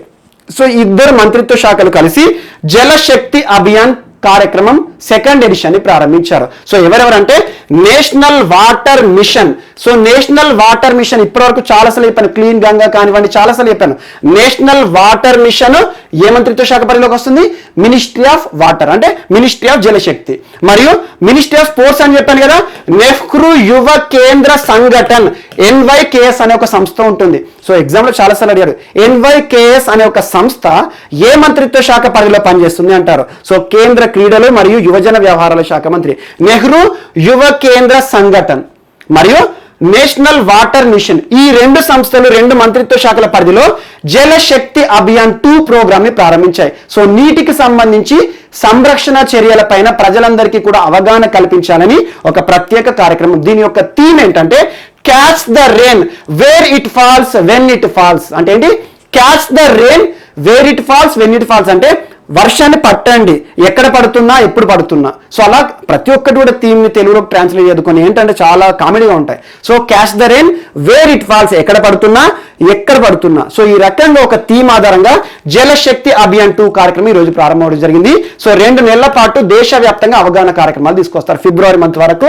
సో ఏదైతే రెయిన్ వాటర్ ఉంటుందో దానికి సంబంధించి సంరక్షణ చర్యలపైన ప్రజలకి అవగాహన తీసుకురావడానికి ప్రారంభించబడిన పథకం. ఎలా అడుగుతారు ఎగ్జామ్ అంటే, ఇటీవల జలశక్తి అభియాన్ 2 కార్యక్రమం ప్రారంభమైంది. క్యాచ్ ద రెయిన్ అనే ఒక ప్రోగ్రామ్ ఏ మంత్రిత్వ శాఖలు సంయుక్తంగా ప్రారంభించాయి? సో మనకి ministry of Jal Shakti, ministry of Jal Shakti పరిధిలోని ఏ సంస్థ? National water mission. మరియు ఇంకొక మినిస్ట్రీ ఏంటి? నేషనల్ మనకి కేంద్ర క్రీడలు మరియు యువజన వ్యవహారాల మంత్రి శాఖ, నేషనల్ యువ కేంద్ర సంఘటన్. సో ఈ సంస్థ సంయుక్తంగా ఈ ఒక అవగాహన కార్యక్రమాలు దేశవ్యాప్తంగా కూడా ప్రారంభించడం జరిగింది. ఏం లేదు, నీటికి సంబంధించి సంరక్షణ చర్యల్లో ప్రజలను అవగాహన కల్పించడం 2 నెలల పాటు అమల్లో ఉంటుంది. అండ్ నెక్స్ట్ ఈరోజు అమిత్ షా గారు వార్తలు ఇచ్చారు. ప్రస్తుతం కీలక వ్యక్తి, కేంద్రంలో దేశంలోనే important ministry of home affairs. So ఈరోజు అమిత్ షా గారి ఆధ్వర్యంలో ఒక కమిటీని వేసింది కేంద్ర ప్రభుత్వం. మోస్ట్ ఇంపార్టెంట్, ఎందుకోసం కేంద్ర ప్రభుత్వం కమిటీని వేసింది అంటే, నేను నిన్న మొన్న ఒక అంశాన్ని చెప్పాను. ప్రస్తుతం నేతాజీ సుభాష్ చంద్రబోస్ గారు ఇప్పటి వరకు 2-3 సార్లు వార్తలు ఇచ్చారు. ఒకటి మహార్తేజ్ అని ఒక బ్రిడ్జ్ మనకి వెస్ట్ బెంగాల్లో ఒక బ్రిడ్జ్ ఏదైతే ఉంటుందో రెనోవేషన్ వర్క్ చేసి ప్రస్తుతం వెస్ట్ బెంగాల్ రాష్ట్ర ముఖ్యమంత్రి మమతా బెనర్జీ గారు జై హింద్ అనే ఒక పేరు పెట్టారని చెప్పాను. సో మోస్ట్ ఇంపార్టెంట్, అప్పుడు నేతాజీ సుభాష్ చంద్రబోస్ గారి గురించి చెప్పాను. అండ్ ఇటీవల కూడా నేతాజీ సుభాష్ చంద్రబోస్ గారి పేరిట తన జ్ఞాపకార్థం ఒక మ్యూజియం ని ఏర్పాటు చేస్తున్నామని చెప్పేసి ministry of culture and tourism Prahlad Singh Patel garu ఇటీవల ఒక ప్రకటన చేశారని చెప్పాను. అలా నెక్స్ట్ ఇయర్ వరకల్లా పూర్తవుతుంది మనకి నేతాజీ సుభాష్ చంద్రబోస్ సంబంధించి జ్ఞాపకాలు, డాక్యుమెంట్స్, తన యొక్క దుస్తులు కానివ్వండి, తను రాసిన పుస్తకాలే కానివ్వండి, తన జీవితంలో జరిగిన ఫోటోస్, వీడియోస్ అన్నిటి కూడా ఒక మ్యూజియం విక్టోరియా ప్రాంతంలో ఏర్పాటు చేస్తున్నారని చెప్పేసి వెస్ట్ బెంగాల్ గురించి చెప్పాను. ఈ రోజు మరొక అంశం, సో మనకి నేతాజీ సుభాష్ చంద్రబోస్ గారి 125th బర్త్ యానివర్సరీ అతి దగ్గరలో ఉంది. కాబట్టి అతి దగ్గరలో ఎప్పుడు 2022లో ఉంది. నేతాజీ సుభాష్ చంద్రబోస్ ఎప్పుడు జన్మించారు? జనవరి మాసం, జనవరి 23rd 1897. Most important. సో 1897 జనవరి 23rd సుభాష్ చంద్రబోస్ గారి జన్మం. మరియు తన యొక్క 125th అంటే ఏంటి? 2022 అదే 2022లో ఇంకొక చారిత్రక ఘట్టం కూడా ఉంటుంది మనకి. India independence 75 years, most important, రెండు ఒకేసారి వస్తున్నాయి. సో అలా నేతాజీ సుభాష్ చంద్రబోస్ గారి 125th బర్త్ యానివర్సరీని 1 year పాటు సెలబ్రేషన్ చేయాలని చెప్పేసి ప్రస్తుతం అమిత్ షా గారు, కేంద్ర హోంశాఖ మాత్యులు గారి ఆధ్వర్యంలో ఒక కమిటీని వేసింది కేంద్ర ప్రభుత్వం. సో అలా 1 year పాటు ఏ రకంగా మన నేతాజీకి సంబంధించి జన్మదిన యానివర్సరీ సెలబ్రేషన్స్ ఎలా చేయాలి, సంవత్సరం పొడవునా కూడా, ఇటీవల సంవత్సరం పొడవునా జన్మదినోత్సవాలు అని చెప్పేసి పివి నరసింహారావు గారి గురించి చెప్పాను. తెలంగాణ రాష్ట్రం కానివ్వండి, కొన్ని రాష్ట్రాలు చేస్తున్నాయి. సో అలా దేశవ్యాప్తంగా కూడా సంవత్సరం పొడవునా మన నేతాజీ సుభాష్ చంద్రబోస్ గారి జన్మదిన వేడుకలను జరిపించే ఉద్దేశంతో అమిత్ షా గారి ఆధ్వర్యంలో ఒక కమిటీని కేంద్ర ప్రభుత్వం వేయడం జరిగింది. Most important. And next, so ఈరోజు మన నెక్స్ట్ టాపిక్ వచ్చేసి రాష్ట్రీయ అంశాలు. ఈరోజు రాష్ట్రీయ అంశాల్లో ముందుగా తెలంగాణకి సంబంధించిన 2 అంశాలు చూద్దాం. ఈరోజు రాష్ట్రీయ అంశాల్లో తెలంగాణకి సంబంధించి 2 అంశాలు, ఆంధ్రప్రదేశ్కి సంబంధించి 2 అంశాలు వార్తలు నిలిచాయి. సో ముందుగా తెలంగాణకి సంబంధించి ఒక నూతన మండల ఏర్పాటుకి సంబంధించిన అంశం వార్తలు నిలిచింది. నూతన మండలం, తెలంగాణలో ఏర్పాటు చేయబోతున్న నూతన మండలం. ఎగ్జాక్ట్లీ లాస్ట్ వీక్ తెలంగాణ రాష్ట్రంలో ఏర్పడిన నూతన మండలం అని చెప్పేసి ధూల్మిట్ట గురించి చెప్పాను. So most important, Dhoolmitta. ఇటీవల తెలంగాణ రాష్ట్రంలో ఏర్పాటు చేయబడిన నూతన మండలం ఏ జిల్లాలో ఏర్పాటు చేయబడింది? ధూల్మిట్ట ఏ జిల్లాలో ఉంది అంటారు. సో సిద్దిపేట గురించి చెప్పాను మీకు ఎగ్జాక్ట్లీ లాస్ట్ వీక్. ఈరోజు మరొక అంశం వార్త నిలిచింది. తెలంగాణ రాష్ట్రంలో ఏర్పాటు చేయబోతున్న నూతన మండలం మాసాయిపేట. సో గుర్తుంచుకోండి, మాసాయిపేట ఏ జిల్లాకి సంబంధించిన అంశం అంటే మెదక్ జిల్లాలో ఏర్పాటు కాబోతున్న నూతన మండలం. సో ఏ రెవెన్యూ డివిజన్ అంటే మనకి తూఫ్రాన్ రెవెన్యూ డివిజన్ పరిధిలో ప్రభుత్వం ఏర్పాటు చేయబోతున్న నూతన మండలం. అండ్ ఇంకొక అంశాన్ని గుర్తుంచుకోండి, పోటీ పరీక్షల్లో రీజనల్ జాగ్రఫీ ఉంటుంది కదా, మన రాష్ట్రానికి సంబంధించి జాగ్రఫీ పార్ట్లో ఇలాంటి అంశాలు ఖచ్చితంగా అడుగుతారు. తెలంగాణ రాష్ట్రంలో ఏర్పాటు చేయబడిన నూతన జిల్లాలకి సంబంధించి సంపూర్ణ సమాచారాన్ని చూసుకోండి.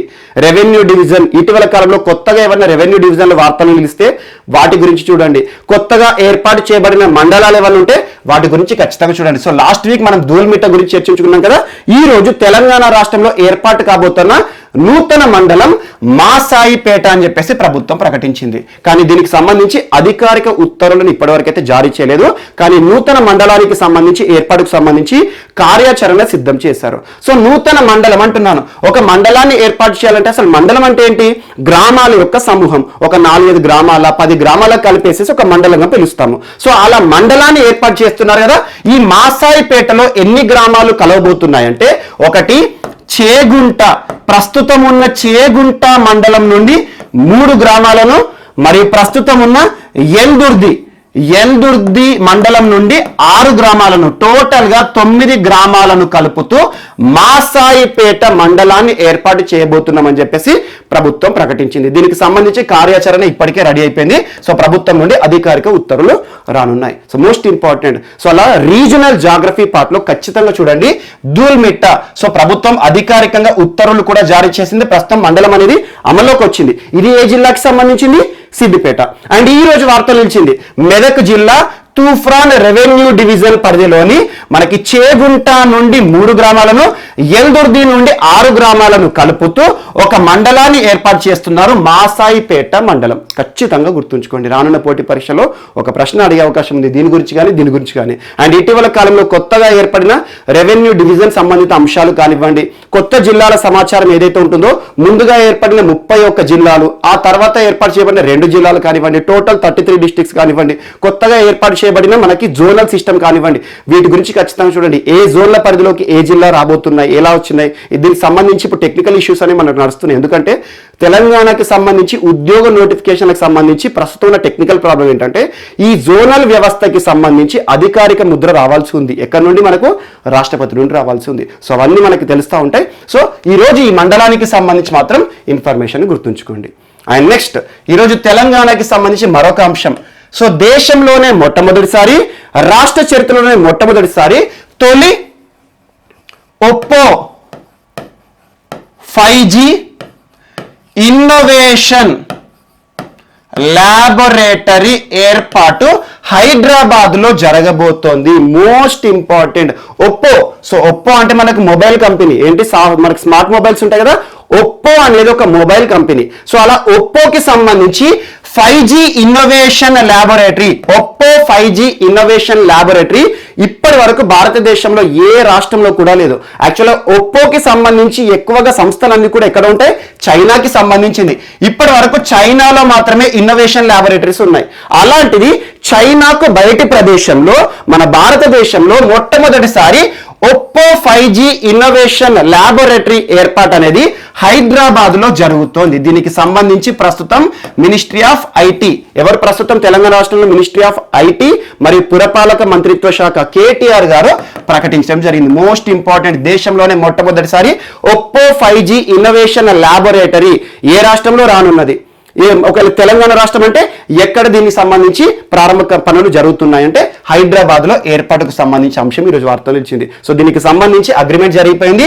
ఒప్పో 5G ఇన్నోవేషన్ ల్యాబొరేటరీ అనేది అతి త్వరలో ప్రారంభం కూడా, అది దీనికి సంబంధించి కార్యాచరణ కానివ్వండి, దీనికి సంబంధించి ఏవైతే రీసెర్చ్ పరిశోధనలు ఉంటాయో అవన్నీ కూడా అతి త్వరలో మనం చూడబోతున్నాం. So most important, Oppo 5G innovation laboratory out side China, మొట్టమొదటిసారి చైనా బయటి దేశాలలో, ఇంతవరకు చైనా తప్పితే వేరే దేశాల్లో ఎక్కడ కూడా ల్యాబొరేటరీ లేదు. అలాంటిది మొట్టమొదటిసారి భారతదేశంలో మరియు తెలంగాణ రాష్ట్రంలోని హైదరాబాద్ ప్రాంతంలో దీనికి సంబంధించి ల్యాబ్ మొత్తం కూడా నిర్మాణ పనులు ప్రారంభం అవడం జరిగింది. సో మోస్ట్ ఇంపార్టెంట్, ఇది ఒకటి కూడా యాడ్ చేసుకోండి. అండ్ నెక్స్ట్ ఈరోజు ఆంధ్రప్రదేశ్కి సంబంధించిన అంశము. సో దేశ చరిత్రలోనే, దేశంలోనే మొట్టమొదటిసారి ఆక్వా కాల్ సెంటర్ సంబంధిత అంశంతో ఈరోజు ఆంధ్రప్రదేశ్ వార్తలు నిలిచింది. ఆక్వా కాల్ సెంటర్, ఆక్వా అనే పదం ఎక్కడ ఉన్నా ఏం అర్థాన్ని మనకిస్తుంది, సో ఫిషరీస్ కి సంబంధించి. సో ఆక్వా అంటేనే మత్స్య రంగానికి సంబంధించిన పదం. ఈ రూట్ వర్డ్స్ ఖచ్చితంగా చూడండి, చాలా రూట్ వర్డ్స్ చెప్తున్నాను. నిన్నటి క్లాస్లో మీకు ఒక అంశం చెప్పాను, ALT ఆల్టిట్యూడ్, ఆల్టిమీటర్ అనేవి ఎత్తుకు సంబంధించి సూచించే పదాన్ని అర్థాన్ని ఇస్తాయి. అలా ఈరోజు ఆక్వా అనే పదం ఎక్కడున్న, అక్వేరియం కానివ్వండి, ఆక్వా కాల్ సెంటర్ అంటున్నాను. అంటే మత్స్యరంగం పైన ఆధారపడి వారు ఎవరైతే ఉంటారో, మత్స్యరంగంలో పనిచేసే వారు ఎవరైతే ఉంటారో, మత్స్యరంగం నుండి జీవనోపాధి పొందుతున్న వారు ఎవరైతే ఉంటారో వారికి సంబంధించి ఒక టెక్నికల్ సపోర్టు, సాంకేతిక సహాయాన్ని కలిగించాలి అని చెప్పేసి ఒక టోల్ ఫ్రీ నెంబర్ అనేది అమల్లోకి వచ్చింది. ఆంధ్రప్రదేశ్ రాష్ట్రంలో దేశంలోనే ఆక్వా కాల్ సెంటర్ అనే అంశం మొట్టమొదటిసారి ఏ రాష్ట్రంలో ఏర్పాటైంది అంటారు. సో ఆంధ్రప్రదేశ్ రాష్ట్రంలో ఈ ఆక్వా కాల్ సెంటర్ ఎక్కడ నుండి దాని యొక్క విధులు నిర్వర్తిస్తుంది అంటారు. సో విజయవాడ కేంద్రంగా పనిచేస్తుంది. మోస్ట్ ఇంపార్టెంట్, దీనికి సంబంధించి అసలు ఏ సంస్థ పరిధిలో ఈ ఆక్వా కాల్ సెంటర్ అనేది ప్రారంభమైంది అంటారు. సో ఎంపెడా గుర్తుంచుకోండి, marine products exports development authority, marine products exports development authority. Marine అన్న, మ్యారిటైమ్ అన్న, ఆక్వా అన్న ఎక్కువగా మత్స్యరంగానికి సంబంధించిన పదాలు. సో అలా marine products exports development authority పరిధిలో దేశంలోనే మొట్టమొదటిసారి ఆక్వా కాల్ సెంటర్ సంబంధిత అంశంతో వార్తలు నిలిచిన రాష్ట్రము ఆంధ్రప్రదేశ్లోని విజయవాడ కేంద్రంగా ఈ టోల్ ఫ్రీ కాల్ సెంటర్ అనేది పనిచేస్తుంది. ఈ టోల్ ఫ్రీ నెంబర్ ఏంటంటే 1800-425-4648. అవసరం లేదు మనకి, మత్స్యరంగానికి సంబంధించిన వారు ఎవరైతే మత్స్యరంగం నుండి జీవనోపాధి పొందుతున్నారో వారికి కావలసిన టెక్నికల్ సపోర్టే కానివ్వండి, వారికి కావలసిన ఎలాంటి సాయమైనా కూడా మెరైన్ రిలేటెడ్ ఇష్యూస్ పైన ఈ ఆక్వా కాల్ సెంటర్ సహాయం చేస్తుంది. మోస్ట్ ఇంపార్టెంట్, దేశంలోనే మొట్టమొదటి ఆక్వా కాల్ సెంటర్ సంబంధిత అంశంతో వార్తలు నిలిచిన రాష్ట్రము మనకి ఏపీలోని విజయవాడ కేంద్రంగా ఈ ఆక్వా కాల్ సెంటర్ మత్స్యరంగానికి సంబంధించి సహాయాన్ని కల్పించడానికి ఒక ఆక్వా కాల్ సెంటర్ పనిచేస్తుంది. అండ్ ఇంకొక అంశం, ఈ ఎంపెడా యొక్క హెడ్ క్వార్టర్స్ ఎక్కడ అంటారు. సో కేరళ కేంద్రంగా పనిచేస్తుంది. కేరళ కొచ్చి కేంద్రంగా ఈ marine products exports development authority అనే సంస్థ పనిచేస్తుంది. ఆ సంస్థ పరిధిలో ఈరోజు ఒక ఆక్వా కాల్ సెంటర్, మొట్టమొదటి ఆక్వా కాల్ సెంటర్ మత్స్య రంగానికి సంబంధించిన కార్మికులు ఎవరైతే ఉంటారో వారికి సహాయం కలిగించే ఉద్దేశంతో ఏర్పాటు చేయబడింది. Most important. అండ్ నెక్స్ట్ ఇక్కడ ఇంకొక అంశాన్ని యాడ్ చేసుకోండి. జస్ట్ అదేంటంటే మన ఇండియన్ ఆర్మీ త్రివిధ దళాలకు సంబంధించిన ఒక ఒప్పందం వార్తలు ఇచ్చింది. ఎందుకంటే మనం మెరైన్ కి సంబంధించి నేర్చుకుంటున్నాం కదా, ఇక్కడ యాడ్ చేసుకునేది ఏంటంటే ఇటీవల ఇండియన్ నేవీ, తరచూ వార్తలు నిలుస్తుంది కదా, ఇండియన్ నేవీ మరియు ఇన్కాయిస్ సంస్థల మధ్యలో కుదిరిన ఒప్పందం. INCOIS, Indian national centre for oceanic information system services, Indian national centre for oceanic information services, INCOIS head quarter ఎక్కడ అంటారు? సో మోస్ట్ ఇంపార్టెంట్, హైదరాబాద్, తెలంగాణలో ఉంది. హైదరాబాద్ కేంద్రంగా పనిచేస్తున్న సునామీ హెచ్చరికల కేంద్రం అంటారు. ఇన్కాయిస్ సునామీ హెచ్చరికల కేంద్రం అంటే సునామీ అంటే ఎక్కడ వస్తుంది? సముద్రంలో వస్తుంది. సో అలా సముద్రానికి సంబంధించిన అంశాలు, సమాచారాన్ని తెలియజేసే ఒక సంస్థతో ఇటీవల త్రివిధ దళాల్లోని ఏ దళం అంటే ఇండియన్ నేవీ అనేది ఒప్పందం చేసుకోవడం జరిగింది. సో ఎందుకంటే ఇండియన్ నేవీ పనిచేసేది మనకు సముద్ర జలాల్లో రక్షణ సంబంధిత అంశాలు. సో అలా ఇండియన్ నేవీకి కావలసిన సముద్ర జలాలకి సంబంధించిన సమాచారమే కానివ్వండి, ముందుగా ప్రికాషన్సే కానివ్వండి, తుఫాను సంబంధిత అంశాల విషయంలో కానివ్వండి, సునామీకి సంబంధించి కానివ్వండి, ఈ ప్రాంతాలకు సంబంధించిన సంపూర్ణ సమాచార సేకరణ కోసము ఇటీవల ఇండియన్ నేవీ మరియు ఇన్కాయిస్ సంస్థల మధ్యలో ఒక ఒప్పందం కుదిరింది. సో అలా ఈరోజు మనకి ఈ రెండు అంశాలు గుర్తుంచుకోండి. ఒకటి ఆక్వా కాల్ సెంటర్, ఏపీకి సంబంధించి దేశంలోనే మొట్టమొదటిది, మరియు ఇండియన్ నేవీ ఇన్కాయిస్ సంస్థల మధ్యలో కుదిరిన ఒప్పందం. ఇటీవల ఇండియన్ నేవీ సముద్ర జలాల నుండి సమాచార సంబంధిత అంశాలను ఉద్దేశించి ఏ సంస్థతో ఒప్పందం కుదుర్చుకుంది అంటారు? INCOIS, Indian national centre for oceanic information services, Hyderabad కేంద్రంగా పనిచేస్తున్న సునామీ హెచ్చరికల కేంద్రం. ఖచ్చితంగా గుర్తుంచుకోండి. అండ్ ఇంకొక అంశం, ఇక్కడే కొన్ని అంశాలు యాడ్ చేసుకోండి. అదేంటంటే ఇటీవల Deen Dayal telecom skill excellence awards 2020 వార్తలు నిలిచాయి. Deen Dayal telecom skill excellence award అంటే టెలికాం రంగంలో అద్భుతమైన ప్రతిభ కనబరిచిన శాస్త్రవేత్తలు ఎవరైతే ఉంటారో వారికి ఇచ్చే ప్రతిష్టాత్మక పురస్కారము దీన్ దయాల్ ఉపాధ్యాయ పేరిట ఇస్తారు. Deen Dayal Upadhyaya telecom excellence award అన్న, టెలికాం స్కిల్ ఎక్సలెన్స్ అవార్డు అన్న ఒకటే. సో ఈ అవార్డు ప్రదానం ఎవరి చేతుల మీద జరిగిందంటే ప్రస్తుతం మినిస్ట్రీ ఆఫ్ టెలికమ్యూనికేషన్స్ ఎవరు? రవిశంకర్ ప్రసాద్ గారు. Most important, ministry of IT and telecommunications. So Ravishankar Prasad గారు భారతదేశంలో టెలికాం రంగంలో అద్భుతమైన పరిశోధనలకు గాను, ఆధునికమైన పరిశోధనలకు గాను ప్రతిభాధారంగా ఇచ్చే పురస్కారాలను ప్రదానం చేశారు. ఎవరికి ఇచ్చారంటే ఫస్ట్ పర్సన్ శ్రీనివాస్ కరణం. ఇతనికి 50,000 రూపాయలు ఇస్తారు. అంటే దీని కింద, ఈ పురస్కారం కింద ఇచ్చే నగదు పురస్కారం ఎంత ఉంటుందంటే, నగదు విలువ ఎంత ఉంటుందంటే 50,000 రూపాయలు. మరియు రెండవ వ్యక్తి సౌబ్రత కౌర్, ఇతనికి 30,000 సెకండ్ ప్రైజ్ ఇచ్చారు. అద్భుతమైన ప్రతిభ, టెలికాం రంగంలో ఆధునిక పరిశోధనలకు గాను వీరు చేసినందుకు ministry of IT and telecommunication Ravishankar Prasad గారి చేతుల మీదుగా Deen Dayal telecom skill excellence అవార్డును పొందిన ఇద్దరు గ్రహీతలు. ఒకరు శ్రీనివాస్ కరణం ఏం చేశారంటే ఇతను సముద్రానికి సంబంధించి డీప్ ఇన్ఫర్మేషన్ సిస్టమ్, ఎగ్జాంపుల్ ఏంటంటే సీ మొబైల్ అనే ఒక వ్యవస్థను తీసుకొచ్చాడు. దీని ద్వారా ఏం జరుగుతుందంటే సముద్రానికి సంబంధించిన సమాచారాన్ని సేకరించే ఉద్దేశంతో అక్కడ మత్స్య రంగానికి సంబంధించిన వ్యక్తులు కానివ్వండి, ఇండియన్ నేవీకి సంబంధించి కానివ్వండి, డీప్ ఓషన్ ప్రాంతాలకు సంబంధించిన సమాచార సేకరణ ఉద్దేశించే ఒక సీ మొబైల్ అనే అంశాన్ని కనుక్కున్నాడు. అందుకు కాను శ్రీనివాస్ కరణం గారికి ఈ పురస్కారం అనేది దక్కింది. మరియు రెండవ వ్యక్తి సౌబ్రత కౌర్ అంటున్నాను కదా, ఇతను ఏం పరిశోధనలు చేశారంటే ఇటీవల చాలాసార్లు చూస్తున్నాం మనం, ట్రైన్ కి సంబంధించి రైల్వే వ్యవస్థలో చాలా జంతువులు, ఏనుగులు ఎక్కువసార్లు వార్తలు నిలిచాయి. ఎనిమల్స్ అనేవి రైల్వే ట్రాక్ దాటుతున్నప్పుడు చాలా ప్రమాదాలకు గురై చనిపోవడం కూడా చూస్తున్నాం.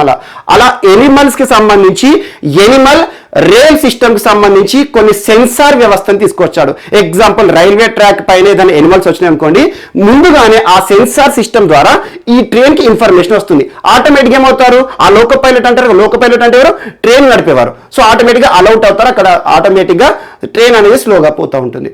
అలా రైల్వే వ్యవస్థలో సాంకేతికతను తీసుకొచ్చినందుకు సౌబ్రత కౌర్ గారికి సెకండ్ పురస్కారం వచ్చింది. సో ఈ పరిశోధనలు అన్ని అవసరం ఇంత డెప్త్గా అడిగారు. ఎగ్జామ్లో ఎలా అడుగుతారంటే Deen Dayal Upadhyaya telecom skill awards, excellence awards ఇటీవల పొందిన ఇద్దరు శాస్త్రవేత్తలు అనుకోండి, లేకపోతే ప్రస్తుతం ఎంప్లాయీస్ వీరు. సో టెలికాం రంగంలో పనిచేస్తున్నారు. ఒకరేమో బెంగళూరుకి సంబంధించిన వ్యక్తి, శ్రీనివాస్ కరణం గారేమో బెంగళూరు కేంద్రంగా పనిచేస్తున్నారు. మరియు సౌబ్రత కౌర్ గారేమో న్యూఢిల్లీ కేంద్రంగా పనిచేస్తున్నారు.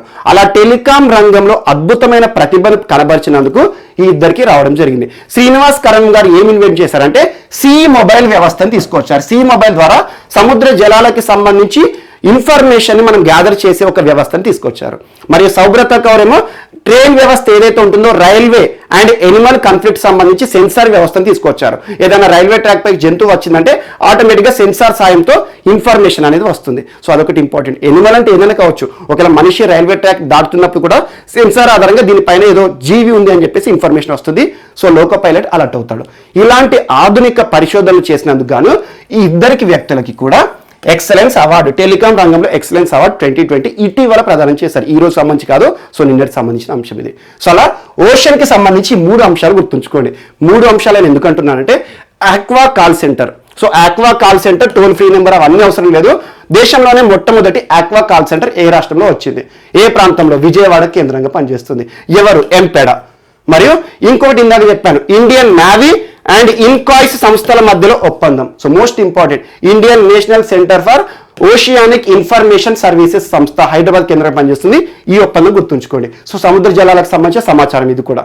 మరియు సముద్ర జలాలకు సంబంధించి శ్రీనివాస్ కరణం గారు సెర్చ్ చేశారు కదా, తను చేసిన పరిశోధనలు ఏవైతే ఉన్నాయో ఆ ఆధారంగా దీన్ని ఇక్కడ లింక్ చేశాను. సో దీన్ దయాళ్ ఉపాధ్యాయ మనకి టెలికాం స్కిల్ ఎక్సలెన్స్ అవార్డు ఈరోజు వార్తలు నిలిచాయి. సో ఈ పేర్లు గుర్తుంచుకోండి, శ్రీనివాస్ కరణం, సౌబ్రత కౌర్ గారు. మరి నెక్స్ట్ ఈరోజు ఆంధ్రప్రదేశ్ సంబంధించి మరొక అంశం మోస్ట్ ఇంపార్టెంట్, ఆదిత్యనాథ్ దాస్ గారు వార్తలు ఇచ్చారు. ఆదిత్యనాథ్ దాస్ ఎవరు? ఆదిత్యనాథ్ దాస్ అంటే మనం ఇటీవల కాలంలో చాలా రాష్ట్రాల గురించి చూస్తున్నాం. ఎగ్జాంపుల్ మనకి ఈశాన్య రాష్ట్రాల్లో కానివ్వండి, మనకి నార్థర్న్ స్టేట్స్ ఏవైతే ఉంటాయో కొత్తగా సిఎస్ లో ఎవరైనా వార్తలు ఇచ్చారు అనుకోండి, చాలా అంశాలు చెప్తున్నాను. సిఎస్ అంటే ఏంటి? Chief secretary. రాష్ట్ర ప్రభుత్వంలో ప్రధాన కార్యదర్శి అనే పదవి చాలా ఉన్నతమైన పదవి, ఐఏఎస్లకు ఇస్తారు. అలాంటిది ఒక్కొక్క రాష్ట్రానికి సంబంధించి ఇటీవల ఒక 2-3 వ్యక్తుల గురించి చెప్పాను. ఒకసారి చూడండి. ఈరోజు మన రాష్ట్రమైన ఆంధ్రప్రదేశ్ సంబంధించి నూతన సిఎస్ నియామకం వార్తలు నిలిచింది.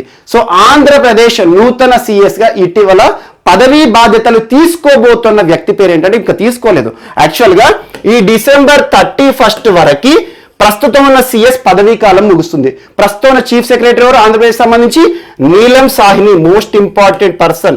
నీలం Sahni senior most women IAS officer.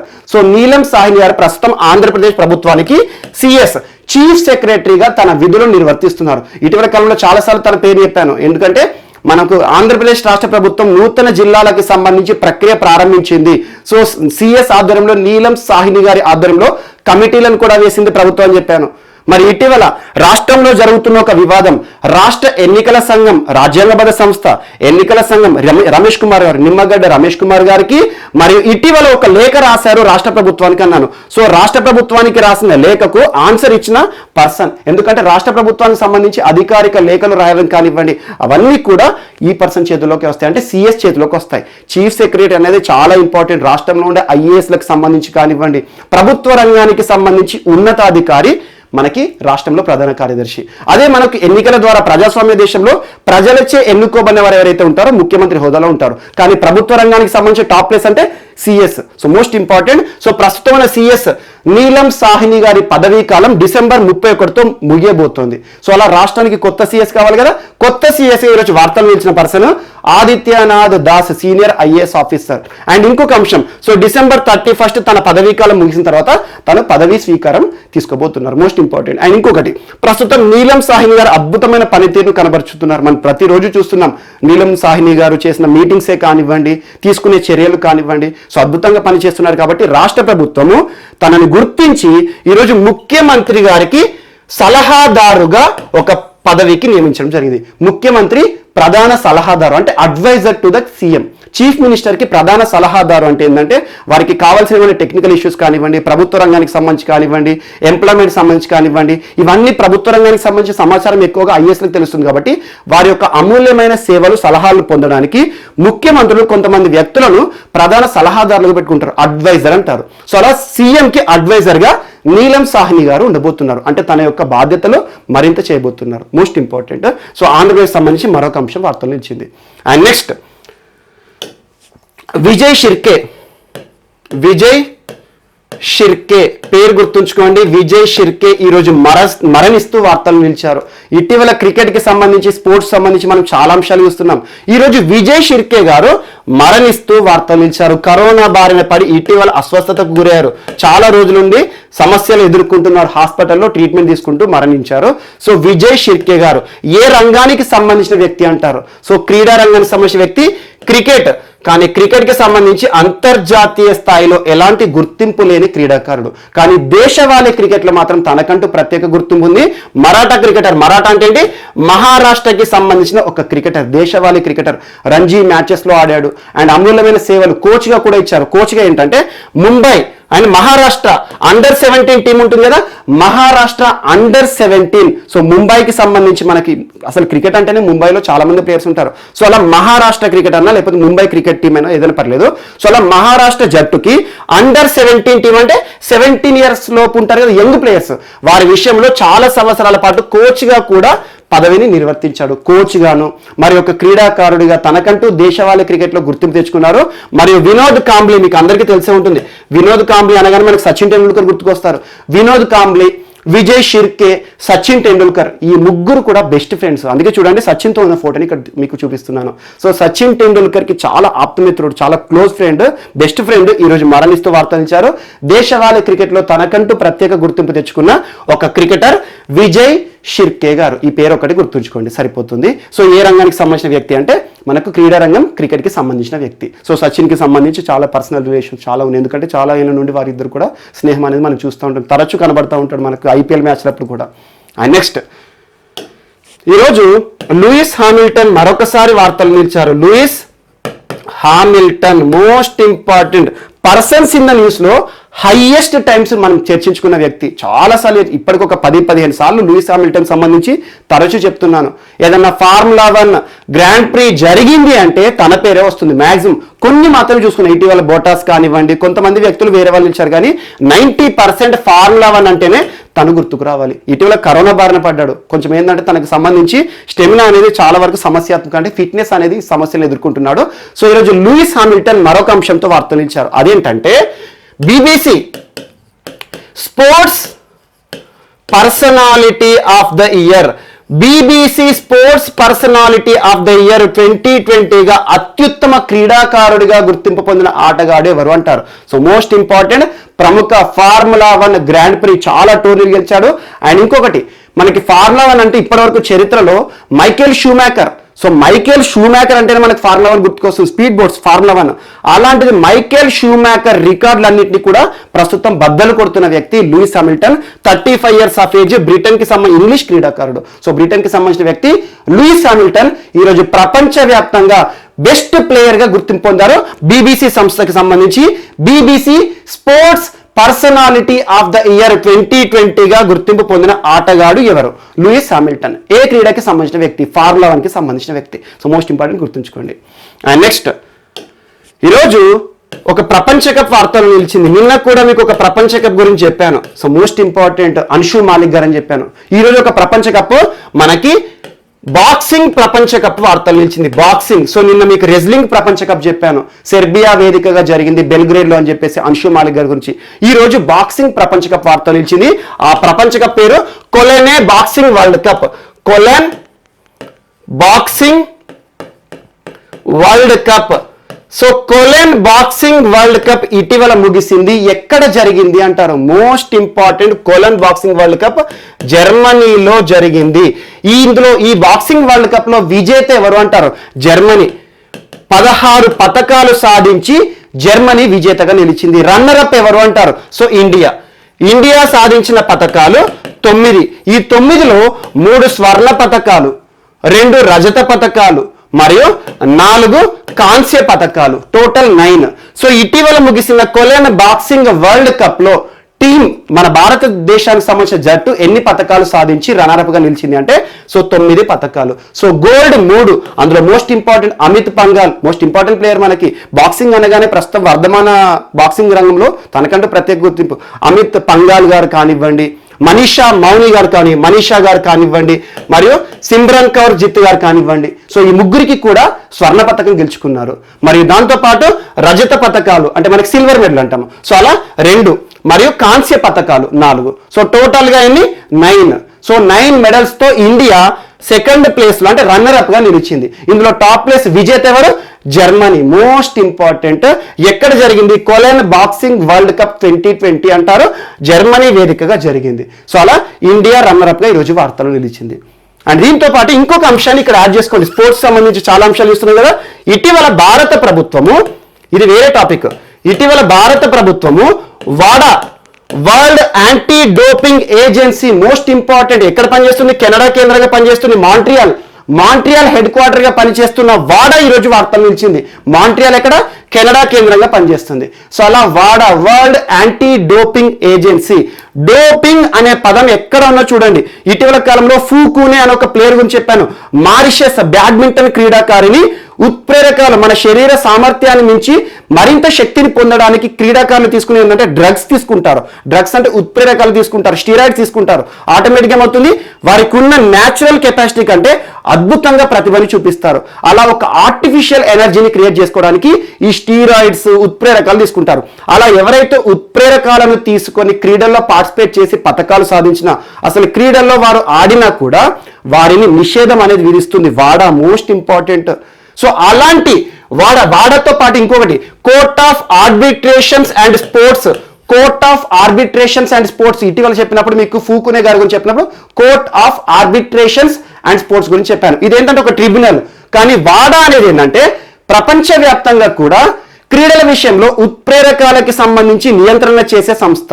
So అలా వాడాకి ఇటీవల భారత ప్రభుత్వం $1 మిలియన్ ఇవ్వడం జరిగింది. సో ప్లెడ్జ్ ఇచ్చారు. అంటే $1 మిలియన్ సైంటిఫిక్ రీసెర్చ్ బడ్జెట్ కింద వాడాకి ఇవ్వడం జరిగింది. ఎగ్జామ్లో ఎలా ఇక్కడ ప్రశ్న అడుగుతారంటే, ఇటీవల భారత ప్రభుత్వము వాడాకి $1 మిలియన్ ఇవ్వడం జరిగింది.